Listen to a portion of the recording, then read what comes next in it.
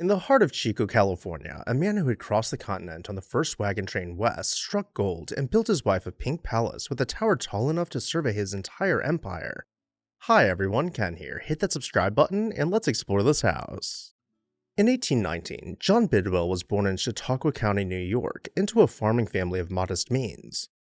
He was hungry for an education in a place that offered little of it, and as a young man, he walked roughly 300 miles to attend Kingsville Academy in Ohio, where his talent was so evident that he became its principal at the age of 17. Teaching carried him west to Missouri, and in 1841, the lure of California pulled him further still, and he joined the Bidwell-Bartleson Party, the first organized wagon train of American pioneers to attempt the overland crossing to California. Once there, he went to work for John Sutter, the Swiss pioneer whose fort anchored the Sacramento Valley, and he rose quickly to become Sutter's trusted business manager. Then came the moment that changed everything, for in 1848, only weeks after gold was discovered at Sutter's mill, Bidwell found gold of his own along the Feather River at a spot still known today as Bidwell Bar. Unlike the thousands of miners who chased the next strike and ended up with nothing, Bidwell did something shrewd with his fortune. He bought land. In 1849, he purchased Rancho del Arroyo Chico, a sprawling Mexican land grant of some 22,000 acres along the creeks of the upper Sacramento Valley, and he set about turning raw country into one of the most admired agricultural estates in the American West. Bidwell was a farmer of genuine vision, and he experimented relentlessly, planting hundreds of varieties of fruit, nuts, and grain to discover what the land could do. He is actually credited with introducing California's first commercial raisin crop and developing the prized Mammoth Bidwell almond. He had a brief stint in politics and even ran for president. In 1860, he laid out a town beside his ranch and gave it the name it still carries, Chico. By middle age, John Bidwell had become one of the wealthiest and most respected men in California. As the 1860s went on, Bidwell set his sights on building a home worthy of his standing, and he also set his heart on a woman he had met in Washington during his time in Congress. Her name was Annie Elliott Kennedy, the cultured and devoutly religious daughter of Joseph C.G. Kennedy, a prominent federal official who had overseen the United States Census. Following the marriage, Annie traveled west to a brand new house that her husband had been building in anticipation of her arrival, and together they would make it the social heart of the upper Sacramento Valley. Bidwell had begun planning his house before he ever even met Annie, and for the job, he hired one of the most accomplished architects on the West Coast, Henry W. Cleveland of San Francisco. Cleveland was a tastemaker of his era, the co-author of a popular pattern book of house designs, and he gave Bidwell a home in the Italianate style, the romantic Italian villa look that was the height of fashion in the mid-century America. Construction ran from 1865 to 1868 and cost somewhere in the neighborhood of $60,000, an enormous sum for the time and place. What rose from the valley floor was a 3-story mansion of brick, crowned by a slender tower that climbed a full 4 stories into the sky. Its most distinctive feature was its color. The walls were finished in a soft pink tinted plaster set off by warm brown trim, so that the house seemed to glow against the green of the surrounding fields. Those walls were also remarkably well built, constructed of 2 separate widths of brick with a pocket of air between them, an early form of insulation that helped keep the interior cool through the long, hot Sacramento Valley summers. The exterior carried all the rich detailing that defined the Italianate style, with decorative brackets beneath the eaves, carved wood ornament, tall hooded windows, and heavy projecting cornices. A covered veranda wrapped around the ground floor, topped by a 2nd-story balcony lined with turned wooden posts and decorative ferns, the kind of porch made for warm evenings and arriving guests. The house did not stand alone either, but at the center of beautifully landscaped grounds with gardens, ornamental trees, and the roses that Annie would tend for the rest of her life, all served by a carriage house and the working buildings of a great country estate.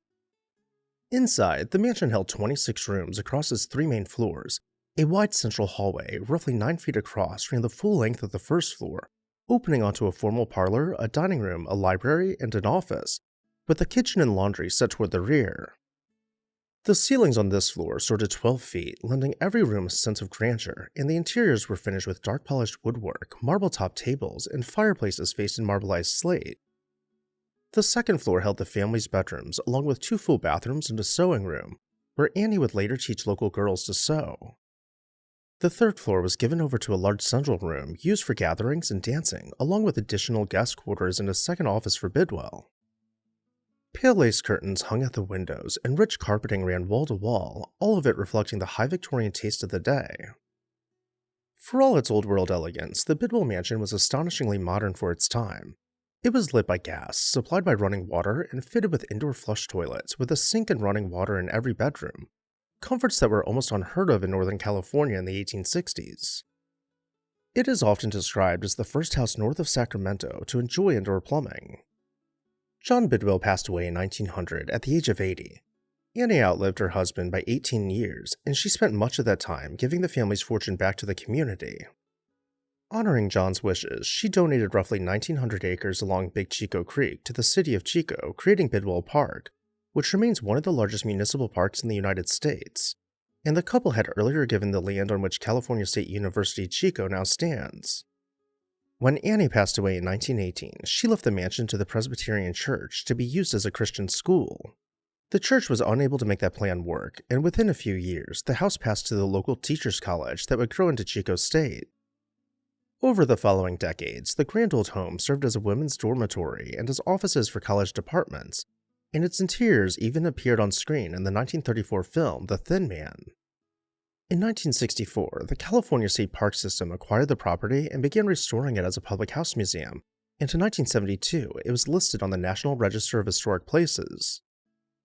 For 60 years, the Bidwell Mansion welcomed schoolchildren and history lovers by the thousands, and in early 2024, it closed for major exterior restoration that included a new roof, fresh plaster, and refurbished woodwork, with a grand reopening planned for March 2025. But that reopening never came. In the early morning hours of December 11, 2024, fire tore through the mansion. By the time crews arrived, the building was fully engulfed, and the danger of collapse forced them to fight the blaze from the outside, watching as the tower that had crowned the house for more than a century came crashing down. When the smoke cleared, the interior was gutted, and most of the brick shell still stood, blackened but defiant, and remarkably, no one had been hurt. Within days, investigators reached a sobering conclusion. The fire had been deliberately set. A 30-year-old Chico man named Kevin Carlson was arrested in early January 2025, and after pleading no contest, he was sentenced that March to the maximum term of 11 years in state prison and ordered to pay out more than $37 million in restitution. Adding to the heartbreak, the mansion's alarm system had failed to summon firefighters in time, a failure that later led California State Parks to file a multi-million-dollar lawsuit against the company responsible for monitoring it. Today, the Bidwell Mansion remains closed, its scorched brick walls standing behind protective fencing while the future of the site is decided.